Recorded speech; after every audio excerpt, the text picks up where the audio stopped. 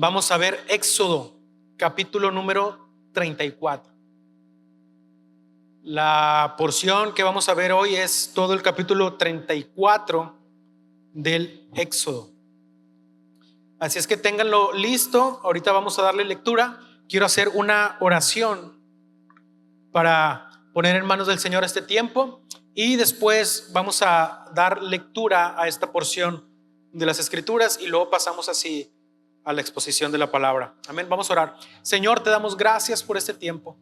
Gracias por tu amor y tu misericordia. Gracias porque eres bueno, Señor. Gracias porque nos permites estar en este lugar. Nos permites, Señor, adorarte juntos. Nos permites, Padre, a poder crecer en tu palabra, poder ser transformados a través de la exposición de tu palabra. Ayúdanos, Señor, danos un corazón humilde, sencillo, Señor, para escuchar tu palabra, recibirla, creerla y vivirla, Señor. Te pedimos todo en el nombre de Cristo Jesús y en el poder de tu Espíritu Santo. Amén.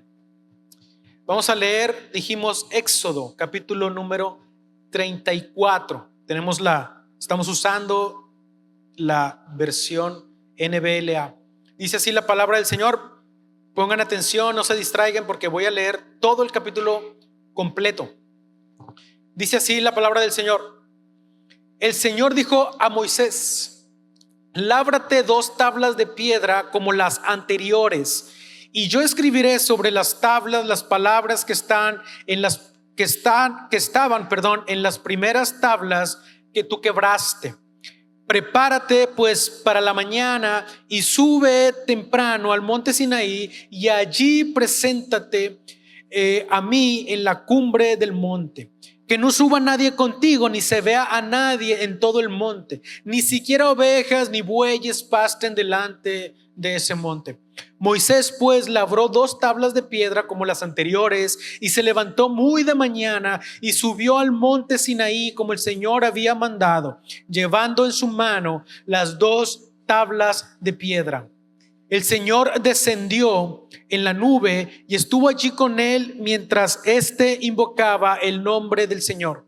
Entonces pasó el Señor por delante de él y proclamó: el Señor, Dios compasivo y clemente, lento para la ira y abundante en misericordia y verdad, que guarda misericordia a millares, el que perdona la iniquidad, la transgresión y el pecado, y que no tendrá por inocente al culpable, que castiga la iniquidad de los padres sobre los hijos y sobre los hijos de los hijos hasta la 3ª y 4ª generación. Moisés se apresuró a inclinarse a tierra y adoró y dijo: si ahora, Señor, he hallado gracia ante tus ojos, vaya ahora el Señor en medio de nosotros, aunque el pueblo sea terco. Perdona nuestra iniquidad y nuestro pecado y tómanos por posesión tuya. Entonces Dios contestó: voy a hacer un pacto. Delante de todo tu pueblo haré maravillas que no se han hecho en toda la tierra ni en ninguna de las naciones, y todo el pueblo en medio del cual habitas verá la obra del Señor, porque es cosa temible la que haré por medio de ti. Observa lo que te mando hoy. Voy a echar de delante de ti a los amorreos, a los cananeos, a los hititas, a los fereceos, a los heveos y a los jebuseos. Cuídate de no hacer pacto con los habitantes de la tierra a donde vas, no sea que esto se convierta en tropezadero en medio de ti. Ustedes derribarán sus altares, quebrarán sus pilares sagrados y cortarán sus aceras. No adorarás a ningún otro Dios, ya que el Señor, cuyo nombre es celoso, es Dios celoso. No hagas pacto con los habitantes de aquella tierra, no sea que cuando ellos se prostituyan con sus dioses y les ofrezcan sacrificios, alguien te invite y comas de su sacrificio, y tomen de sus hijas para tus hijos, y ellas se prostituyan con sus dioses, y hagan que también tus hijos se prostituyan con los dioses de ellas. No te harás dioses de fundición.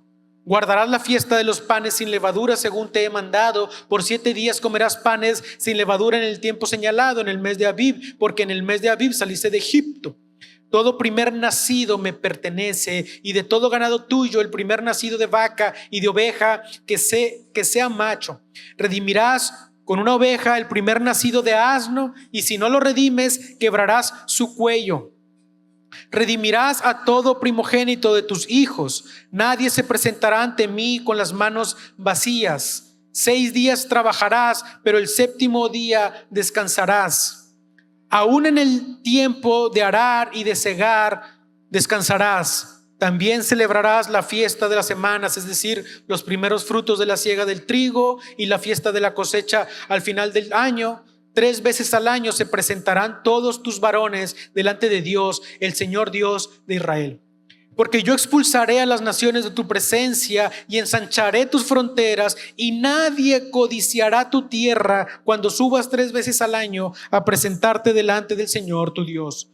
No ofrecerás la sangre de mi sacrificio con pan leudado, ni se dejará nada del sacrificio de la fiesta de la Pascua hasta la mañana. Traerás a la casa del Señor tu Dios las primicias y de los primeros frutos de tu tierra. No cocerás el cabrito en la leche de su madre. Entonces el Señor dijo a Moisés: escribe estas palabras, porque conforme a estas palabras he hecho un pacto contigo y con Israel.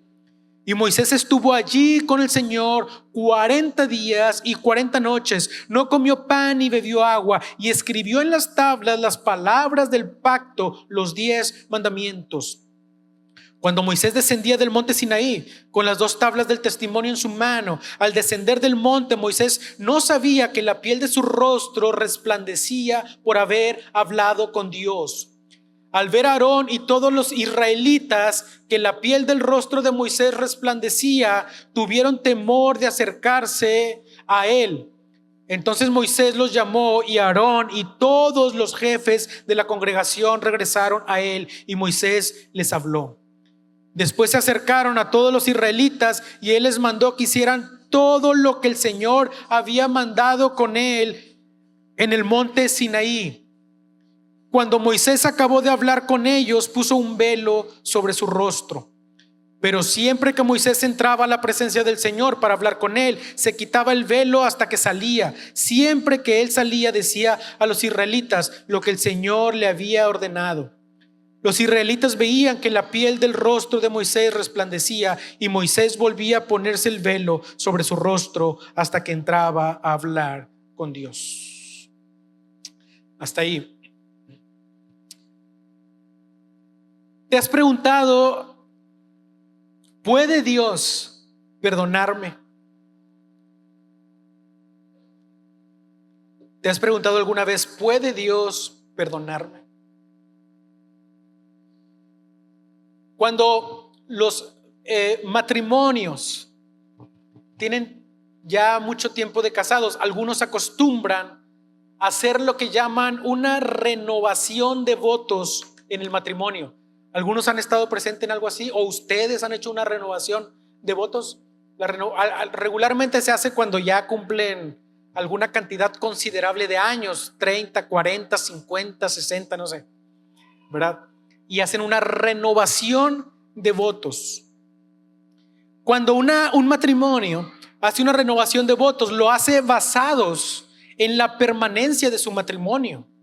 Ellos, después de cierto tiempo y vivir en común acuerdo y vivir ese pacto que hicieron cuando se casaron, ahora ellos deciden renovar ese pacto porque quieren seguir juntos. No es que se vuelvan a casar, ya están casadas, pero simbólicamente hacen una renovación de votos porque de cierta manera han permanecido fieles de alguna manera, o sea, han permanecido juntos todo el tiempo cuando ellos decidan hacer esa renovación de votos. Es como una manera de reafirmar que quieren seguir juntos.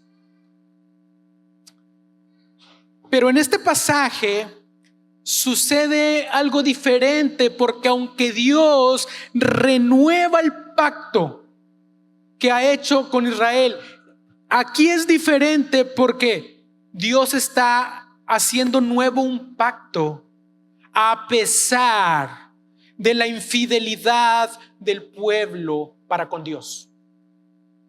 ¿Recuerdan lo que hemos visto en capítulos anteriores? Dios está haciendo un pacto con su pueblo. Dice, y si ustedes me obedecen y me sirven, ustedes serán mi especial tesoro. Está haciendo un pacto. Y después le pide a Moisés que suba al monte Sinaí, en donde él escribiría todos los, vamos a llamarlo así, los términos y condiciones del pacto. Dios le va a decir cómo quiere ser adorado, cómo debe ser servido, le da los mandamientos a cumplir, porque Dios está haciendo un pacto, está formalizando ese pacto. Dios tenía un pacto con Israel, pero Israel, antes de que terminaran de escribir todo el pacto, el pueblo de Israel decidió adorar un ídolo. O sea, cuando Moisés estaba todavía en el monte Sinaí hablando con Dios, escribiendo las tablas de la ley, abajo el pueblo estaba adorando un ídolo. O sea, abajo el pueblo estaba prostituyéndose, estaba siendo infiel a Dios. O sea, el pacto todavía no se formalizaba completamente y ellos ya lo habían quebrado.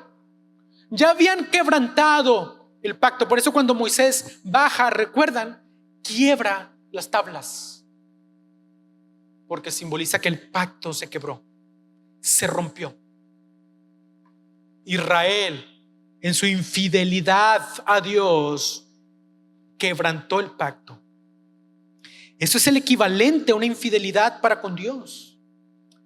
Pero vemos que Dios está dispuesto, aquí en el capítulo 34, Dios está dispuesto a perdonar al pueblo de Israel. Esto está bien interesante. Si logramos observar todo nuestro pasaje, tenemos 3 escenas diferentes, pero cada una de estas escenas nos muestra que Dios está decidido a perdonar al pueblo su infidelidad. ¿Alguna vez te has preguntado si Dios está dispuesto a perdonarte? Si has sido infiel a Dios y te has preguntado, ¿Dios estará dispuesto a perdonarme? Y otra pregunta, ¿qué nos asegura que Dios nos perdona? ¿Qué nos asegura que Dios en realidad nos perdona? Y eso es lo que yo quiero tratar de responder en este sermón. ¿Cómo podemos estar seguros que Dios nos perdona? ¿Cómo podemos estar seguros que Dios nos perdona? Y yo voy a contestar esa pregunta a través de 3 encabezados simples. Podemos estar seguros que Dios nos perdona. Número 1, por causa de sí mismo, del 1 al 7. Número 2, por causa de su pacto. Y número 3, por causa de su gloria. Podemos estar seguros que Dios nos perdona por causa de sí mismo, por causa de su pacto y por causa de su gloria. Así que yo quiero que tú guardes esto en tu corazón. Dios perdona y transforma a quienes se vuelven a Él. Dios perdona y transforma a quienes se vuelven a Él. Así que como encabezado número 1 de nuestra porción de Éxodo 34, vemos que podemos estar seguros que Dios nos perdona por causa de sí mismo. Dios nos perdona. Dios puede perdonarte a ti, no por ti, sino por Dios mismo. Por quién es Él, por su nombre, por su carácter. Podemos estar seguros que Dios puede perdonarnos por causa de sí mismo. Y aquí en este pasaje tenemos un momento muy oscuro en el pueblo de Israel, ¿verdad? Recordemos lo que les decía ahorita. Dios había hecho un pacto con el pueblo. Si ellos le obedecían y servían a Dios, serían su especial tesoro. La Biblia nos presenta la imagen del matrimonio para representar esa relación de Dios con su pueblo. Utiliza el matrimonio para que nosotros comprendamos cómo Dios quiere relacionarse tan íntimamente, que quiere ser uno con su pueblo. Y lo que tenemos en esta sección es cómo Israel le ha sido infiel a Dios. Israel ha sido infiel, el pueblo de Dios, aquel que Dios ha tomado para sí, ese pueblo ha decidido ser infiel a Dios. Recordemos, Moisés estaba en la montaña hablando con Dios porque Dios le estaba dando los términos del pacto. Le estaba dictando la manera en que Dios desea ser servido, cómo Dios desea tener esa comunión con su pueblo, cómo desea ser adorado, vivir entre su pueblo. Pero a la misma vez, el pueblo ya estaba siendo infiel. Estaban adorando una imagen. Se hicieron un becerro que ellos fabricaron a su propia imagen. Como ellos decidieron que debían adorar a Dios, así hicieron esa imagen y adoraron a ese ídolo según sus propias ideas y sus propios deseos. No estaban adorando al Dios verdadero, estaban siendo infieles. Recordemos, y les repito, hermanos, Moisés cuando baja quiebra las tablas de la ley como señal de que el pacto con Dios había sido quebrado, había sido roto. Ahora tenemos que Dios desea, comenzamos con el versículo 1 del 34, que Dios desea restaurar ese pacto y le dice a Moisés: lábrate otras 2 tablas. Así como las primeras que hiciste y quebraste, labra 2 tablas más para yo reescribir nuevamente el pacto, la ley. Lo vemos del versículo 1 al 4. Vuelve a subir Moisés a la presencia del Señor, lleva esas tablas que volvió a labrar, porque Dios desea perdonar al pueblo de Israel. Y lo interesante es que podemos ver primeramente que Dios es quien toma la iniciativa. ¿Te diste cuenta? El pueblo estaba abajo, prostituyéndose, adorando otro ídolo. Ellos habían quebrado el pacto, mas sin embargo es Dios quien toma la iniciativa de perdonar, que vuelve a buscar al pueblo, que da una solución otra vez al problema del pueblo. El pueblo no estaba buscando una solución, ellos estaban diciendo: esto es lo que estamos haciendo, adorar a un ídolo, a nuestra imagen, con nuestros deseos. Ellos no estaban buscando la solución al problema verdadero, sino que es Dios quien llama a Moisés para restaurar el pacto. Y eso es algo que vemos a lo largo de todas las escrituras. Dios es quien toma la iniciativa. Lo vemos a lo largo de todas las escrituras. ¿Recuerdan desde Adán y Eva? Cuando Adán y Eva pecaron, ellos buscaron la solución a su rebeldía. No, ellos se escondieron. Quisieron encubrir su rebeldía y Dios salió a buscarlos, por así decirlo. Y lo vemos aquí nuevamente. Es lo mismo. Dios otra vez, Moisés, el pueblo se ha prostituido. Ven, voy a renovar el pacto. Lo vamos a hacer de esta manera. Y hoy en día seguimos viendo lo mismo. La humanidad está perdida y es Dios quien envía a su Hijo a salvarnos. Jesús dijo: yo vine a buscar lo que se había perdido. Yo vine a buscar lo que se había perdido. Otra vez nuevamente Dios tomando la iniciativa. Es eso, hermanos, lo que vemos en el Evangelio. Dios viene al encuentro de los pecadores incapaces de salvarse a sí mismos. El hombre es incapaz de salvarse a sí mismo. Cristo vino a esos pecadores para salvarlos. Por lo tanto, podemos estar seguros que Dios puede perdonar a las personas porque lo hace por causa de Él mismo. No por nuestros méritos o porque podamos hacer algo para ganarnos el perdón de Dios, sino lo hace por causa de su propio carácter, por causa de quién es Él.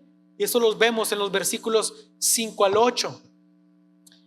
Mira, dice: el Señor descendió en la nube y estuvo allí con él mientras éste invocaba el nombre del Señor. O sea, estaba con Moisés. Entonces pasó el Señor por delante de él y proclamó. Mira lo que proclamó: el Señor, Dios compasivo y clemente, lento para la ira y abundante en misericordia y verdad, que guarda misericordia a millares, el que perdona la iniquidad, la transgresión y el pecado. Recuerden, Moisés no podía ver directamente el rostro de Dios, ¿verdad? Porque en toda su gloria, Moisés siendo pecador no podía, pero dice que pasó por enfrente y Moisés escuchó lo que el Señor estaba diciendo, y estaba diciendo: yo soy el Señor y yo soy compasivo y soy clemente, soy lento para la ira, abundante en misericordia, yo guardo misericordia a millares. Soy el que perdona la iniquidad, la transgresión y el pecado. ¿Tú por qué puedes estar seguro que Dios puede perdonarte? No por quién eres tú, por quién es Dios. Dios es compasivo y clemente. Dios es lento para la ira, abundante, rico en misericordia. Perdona, Él dice: yo soy el Señor que perdona la iniquidad, que perdona la transgresión, que perdona el pecado. Compasivo y clemente. Dios está diciendo a Moisés que Él es misericordioso, que se compadece de aquellos que merecen juicio. Te pregunto, ¿el pueblo de Israel merecía el juicio de Dios? Claro. Merecían el juicio porque ellos se habían ido tras otros ídolos cuando estaban en un pacto de fidelidad con Dios. Fueron infieles, se fueron tras los ídolos en su corazón y físicamente. Pero Dios le dice a Moisés: Moisés, voy a hacer un nuevo pacto donde los voy a perdonar, pero porque yo soy clemente, pero porque yo soy misericordioso, porque yo soy compasivo. Él es lento para la ira. El Señor es paciente con los pecadores. Estoy seguro que Dios ha sido lento para la ira para contigo. Estoy seguro que Dios ha sido paciente contigo, conmigo, con cada uno de nosotros. Estoy seguro. El pueblo de Israel había pecado contra Dios de una manera grave. Ellos merecían ser destruidos, ser eliminados. Pero ¿qué hizo el Señor? Mostró paciencia. Dice en el Nuevo Testamento que el Señor es paciente, no queriendo que se pierdan. El Señor es paciente, esperando que vengan al arrepentimiento. Pero un día, hermano, un día, la gente que vive sin arrepentimiento, un día Dios traerá su ira final. Pero mientras tanto Él está siendo paciente. Lo fue contigo, es más, lo sigue siendo contigo, estoy seguro. Y es paciente. Si tú no has venido a Cristo en arrepentimiento y fe, Él está siendo paciente. Él está siendo paciente para que vengas a Él. Porque Él abunda, dice: yo soy el Señor que abunda en misericordia y verdad. ¿No dice eso también Efesios 2:4? Dice que Dios es rico en misericordia. Que nosotros estábamos muertos en nuestros delitos y pecados, y dice Pablo, pero Dios que es rico en misericordia, Él nos ha salvado por su gracia. ¿Cómo podemos estar seguros de que Dios puede perdonarnos? Porque es un Dios compasivo y clemente, lento para la ira, abundante en misericordia y verdad.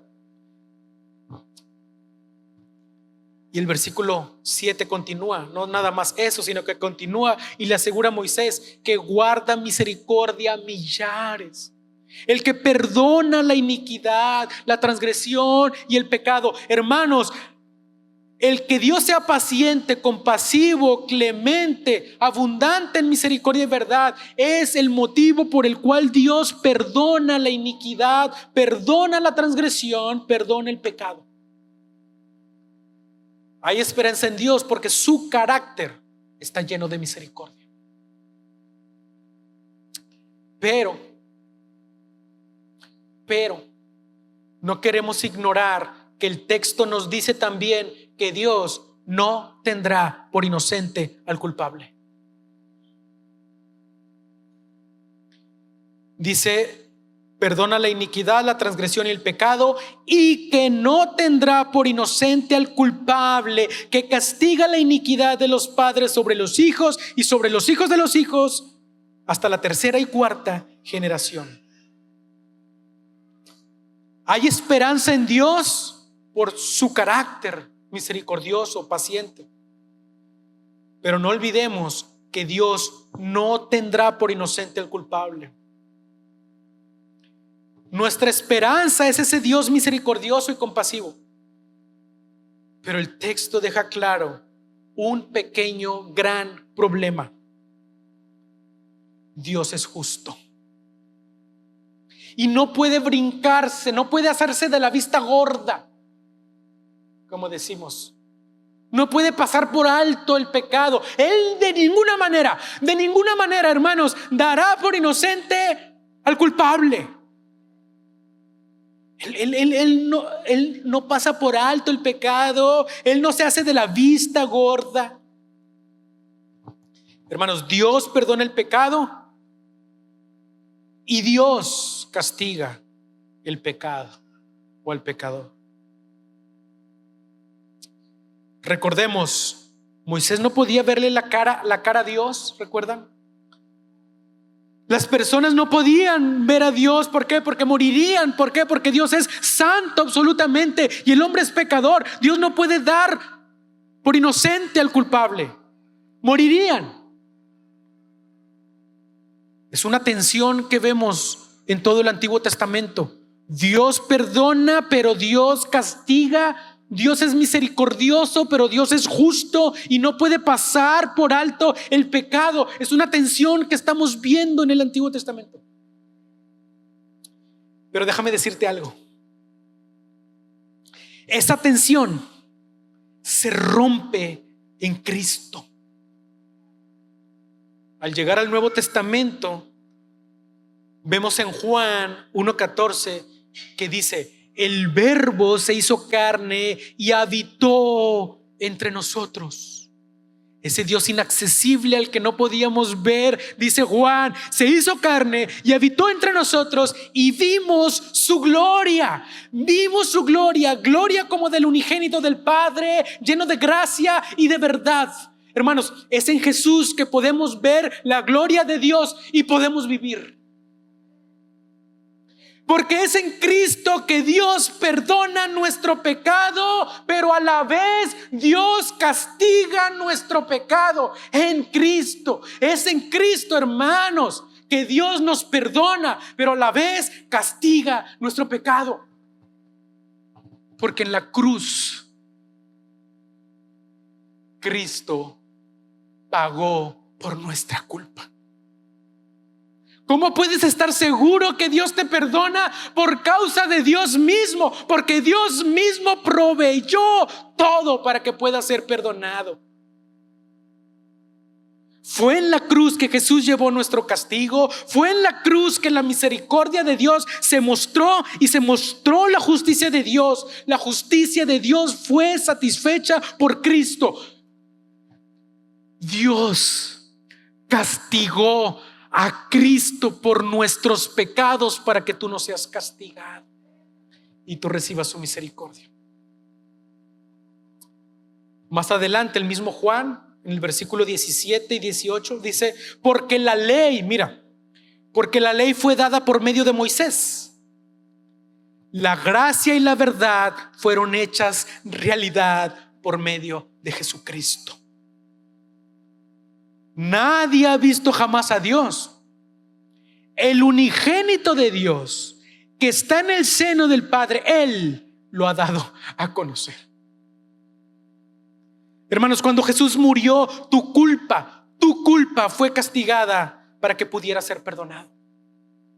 El juicio que merecías fue llevado por Él para que tú recibieras misericordia. Hermanos, Dios es clemente y compasivo, lento para la ira y grande en misericordia, pero no puede dar por inocente al culpable. Solamente a través de Cristo, porque Cristo llevó tu culpa. Dios hizo justicia castigando el pecado en Cristo para que tú no seas castigado. Quiero repetirte la proposición que te hice al principio. Dios perdona y transforma a quienes se vuelven a Él. Dios puede perdonarte por causa de sí mismo, porque Él es clemente, porque Él es compasivo, porque perdona la iniquidad, perdona el pecado, perdona tus faltas, tus fallas, tu perversión, solamente a través de la cruz de Cristo. Ahora tú puedes estar seguro de que Dios te perdona por causa de sí mismo, pero también por causa de su pacto. Tú puedes ser perdonado y estar seguro de que puedes ser perdonado por causa de su pacto. Esto lo vamos a ver de los versículos 8 al 28. Así que Dios demanda algo interesante. Dios hace un pacto y Dios da una demanda. ¿Qué tiene que hacer el pueblo? Ser separado para Dios. Dios sigue reclamando exclusividad para Él. Dios les dice que no pueden unirse con otras naciones, no pueden tener otros ídolos. Por si no les había quedado claro, Dios en su pacto les dice: no puedes tener otros ídolos.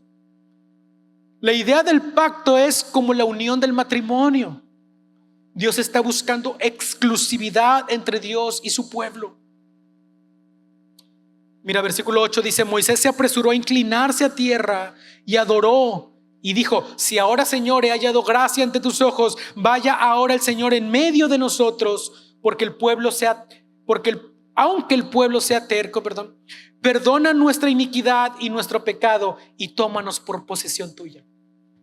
Moisés se agarra de las mismas palabras de Dios: perdona nuestra iniquidad. Si estás diciendo que eres compasivo y perdona la iniquidad, perdónanos, tómanos nuevamente por posesión tuya.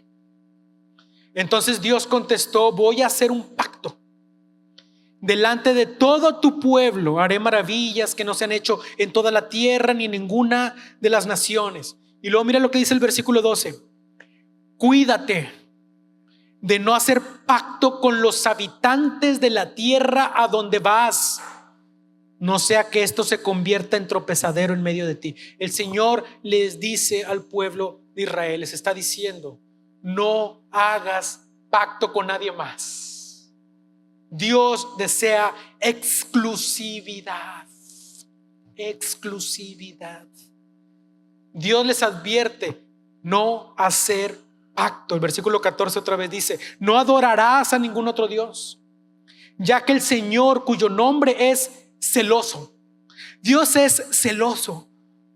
No hagas pacto con los habitantes de aquella tierra, no sea que cuando ellos se prostituyan con sus dioses y les ofrezcan sacrificios, alguien te invite y coma comas de su sacrificio. ¿Ves cómo Dios toma muy en serio el hecho de que tú no vivas para Él? Él lo toma como prostitución, infidelidad, fornicación, adulterio. Dios está reclamando fidelidad.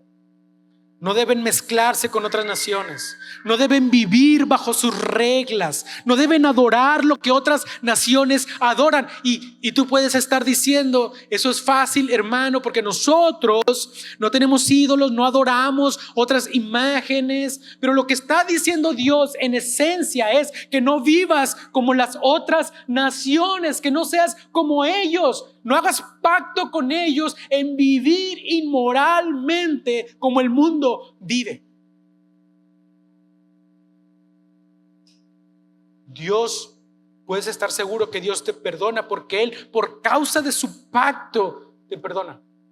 Pero pide que también vivas para Él. ¿Recuerdan? Por eso Pablo le dice a los Corintios, 1 Corintios 6, que no deben unirse en yugo desigual.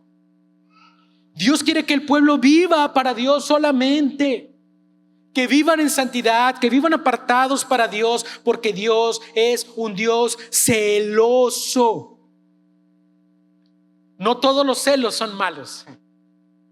Dios tiene celos santos y eso es correcto, porque Dios ama a quienes toma por hijos.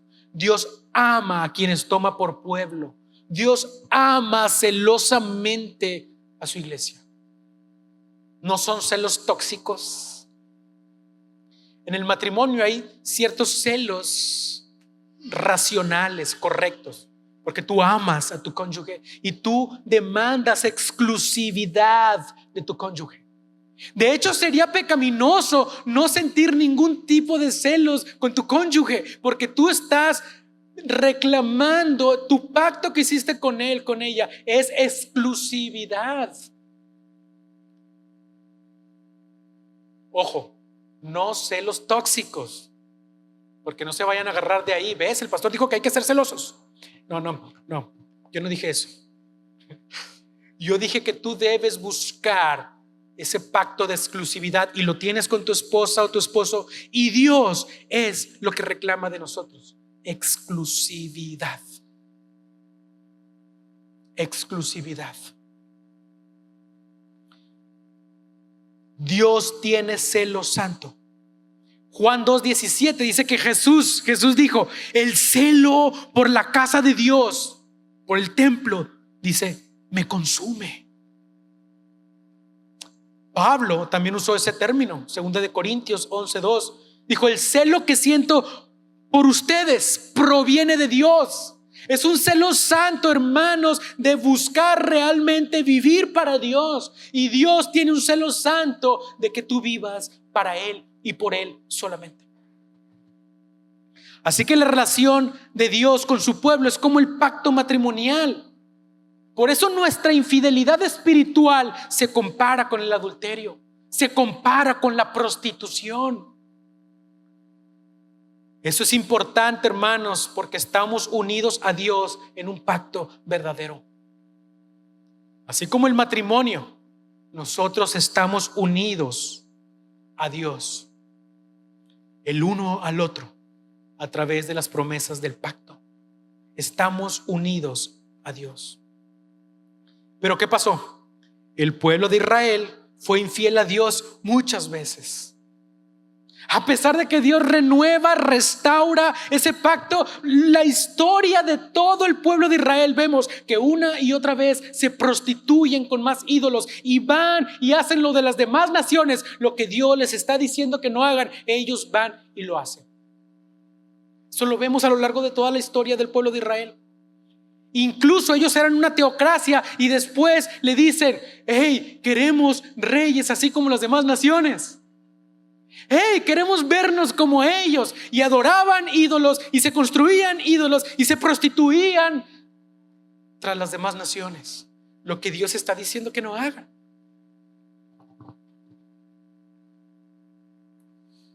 Pero hermanos, siendo sinceros, nosotros también fallamos muchas veces. Nosotros también somos infieles a Dios cada que pecamos. No minimices tu pecado. Somos infieles a Dios cuando pecamos.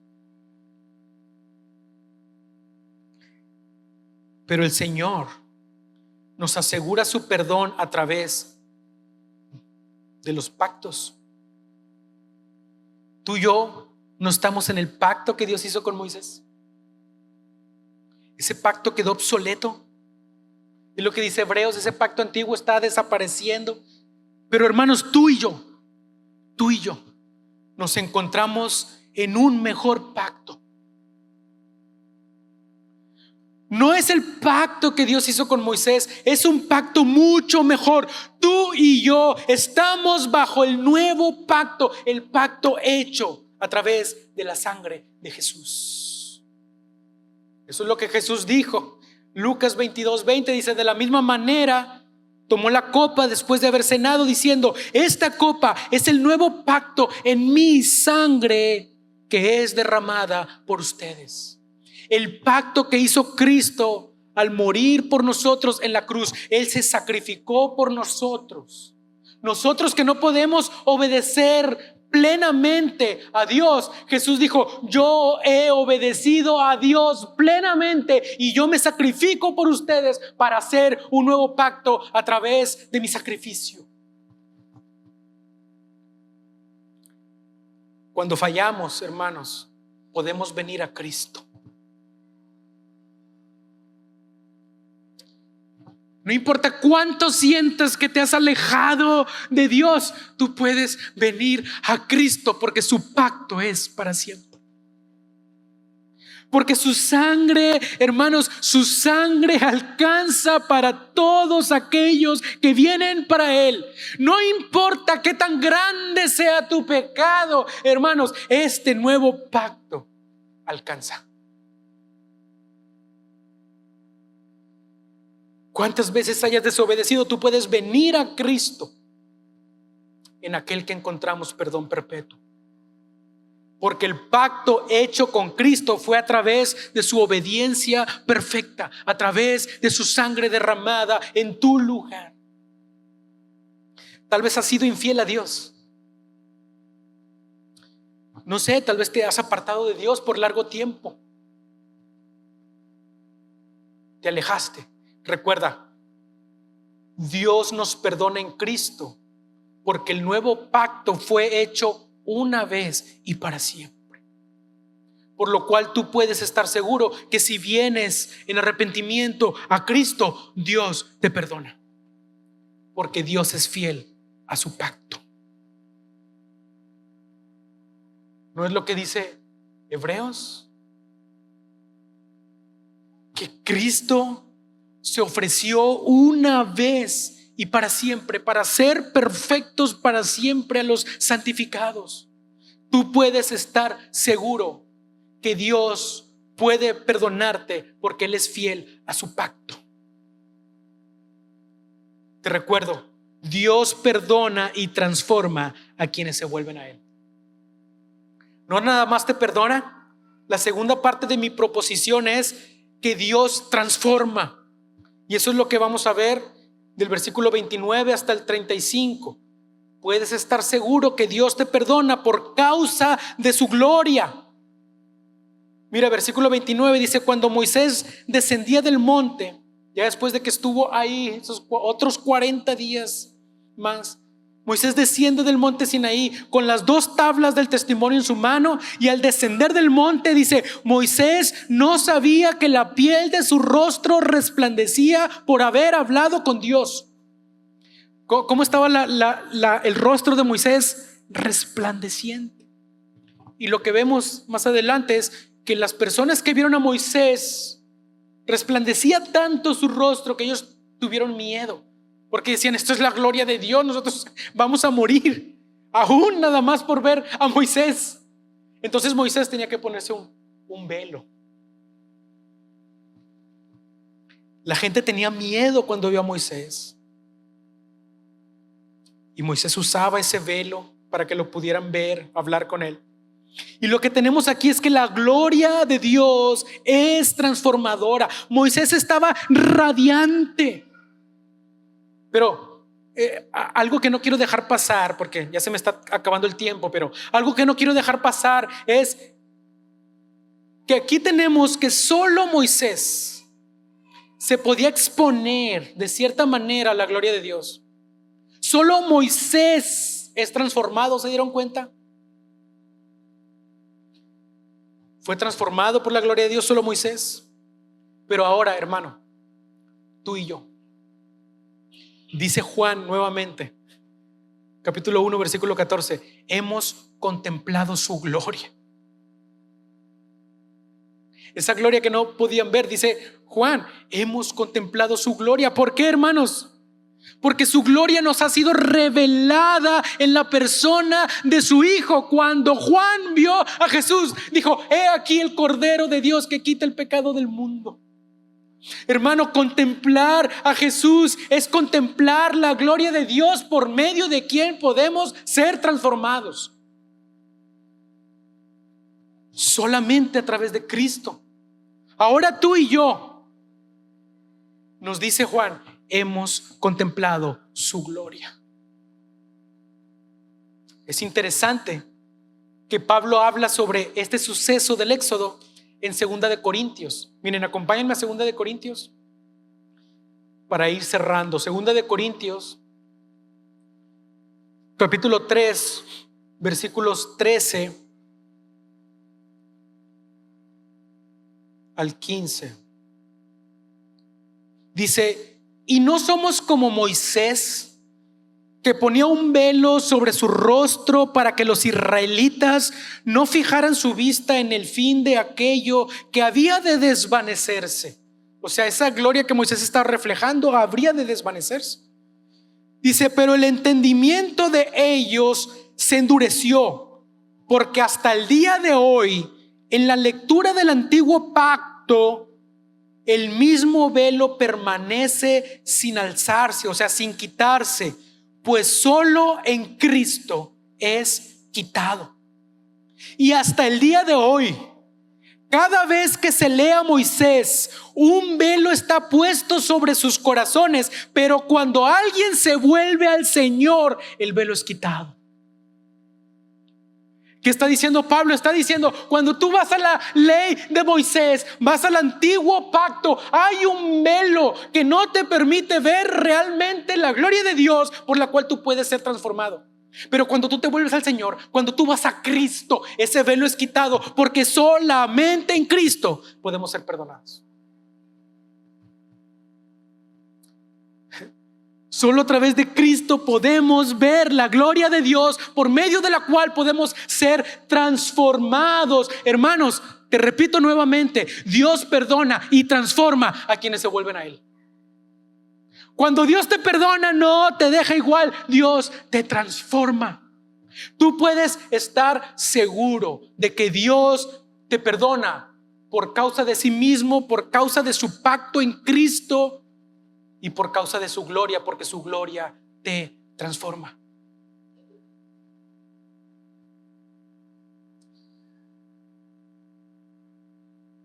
Continúa el mismo Pablo en 2 de Corintios 3,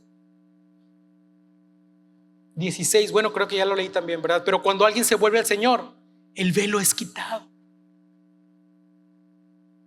Hermanos, cuando nos volvemos a Dios en arrepentimiento, el velo que esconde la gloria de Dios es quitado. Cuando Moisés baja del monte, irradia la gloria de Dios. Nosotros fuimos creados para reflejar la gloria de Dios. Fuimos creados para ser hechos a imagen de Cristo. Por lo que si contemplamos a Cristo, seremos transformados. Fuimos creados para ser hechos conforme a la imagen de Cristo. Por lo tanto, si miramos a Cristo, seremos transformados. Si contemplamos a Jesús, seremos transformados. Pablo continúa ahí en 2 de Corintios, pero en el capítulo 4 es bien interesante porque sigue hablando de lo mismo. Y en el capítulo 4, versículo 6, dice: pues Dios que dijo, de las tinieblas resplandecerá la luz, es el que ha resplandecido en nuestros corazones para iluminación del conocimiento de la gloria de Dios en el rostro de Cristo. Para iluminación del conocimiento de la gloria de Dios en el rostro de Cristo. Así que lo que contemplamos, hermanos, lo que contemplamos importa. Lo que contemplamos importa mucho. Si contemplas a Cristo, serás transformado. Si contemplas tu pecado y tu idolatría, serás un idólatra. Si contemplas a Cristo, serás transformado. Moisés estaba radiante porque estaba contemplando a Dios. Había escuchado a Dios hablar sobre sí mismo, y prácticamente es lo que nos está diciendo Pablo sobre Corintios. Mira, unos versículos antes del versículo, de este versículo que leímos, el 3 y el 4, dice esto todavía más interesante, y con esto cierro. Y si todavía nuestro evangelio está velado, para los que se pierden está velado, en los cuales el Dios de este mundo ha cegado el entendimiento de los incrédulos, para que no vean el resplandor del evangelio de la gloria de Cristo, que es la imagen de Dios.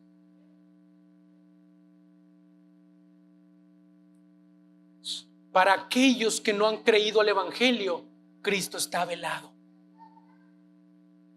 El evangelio está velado y no pueden ser transformados si no vienen al evangelio. Satanás quiere que el evangelio esté velado para las personas, porque es a través del evangelio que podemos, dice Pablo, podemos ver la gloria de Cristo. Es a través del mensaje del evangelio que somos transformados, hermano.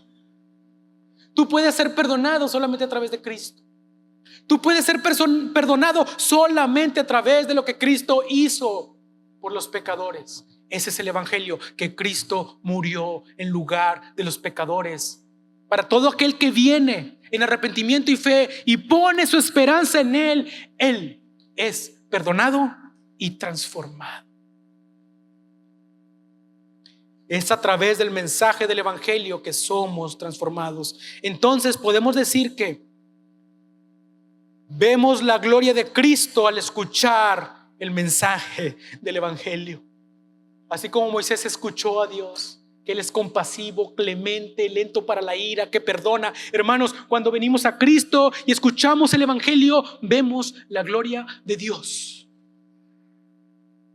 Es por eso que necesitas escuchar el evangelio todos los días. Necesitas leer tu Biblia todos los días.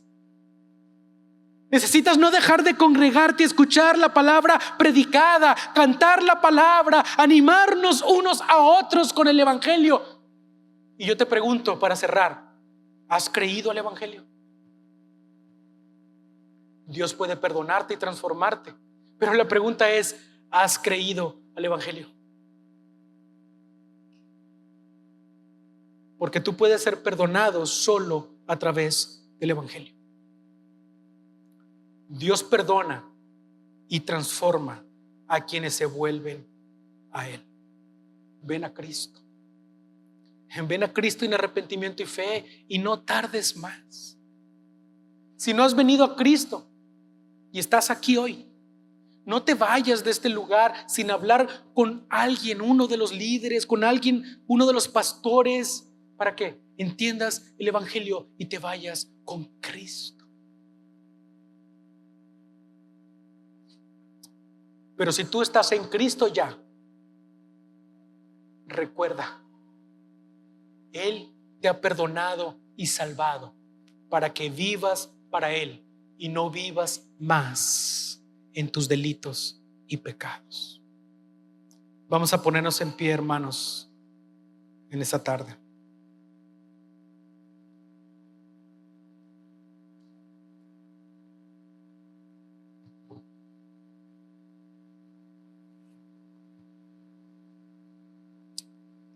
Señor, te damos gracias por tu amor y tu misericordia.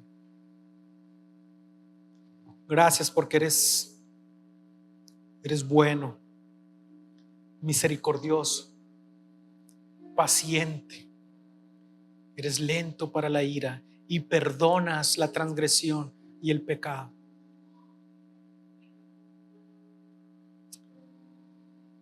Señor, perdónanos si nos hemos desviado tras nuestros ídolos, tras los ídolos de nuestro corazón, tras nuestros deseos pecaminosos. Perdónanos si hemos fallado y hemos buscado deleite en nuestros delitos, en nuestro pecado, en nuestros deseos pecaminosos. Perdónanos, Señor.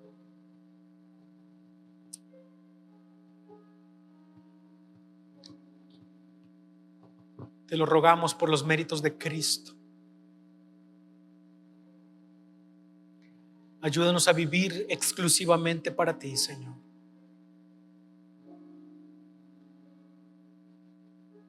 Gracias porque podemos ver que tenemos la seguridad de que tú puedes perdonarnos. Gracias a quien eres tú. Gracias al pacto que has hecho en Cristo Jesús. Y gracias a que transformas nuestras vidas cuando venimos a ti. Gracias, Señor. Gracias por tu gracia y misericordia, por tu perdón. Señor, te rogamos por aquellos que están fuera de este pacto, que no han venido a Cristo, que no han venido en arrepentimiento y fe. Te rogamos para que, Señor, nos ayudes como iglesia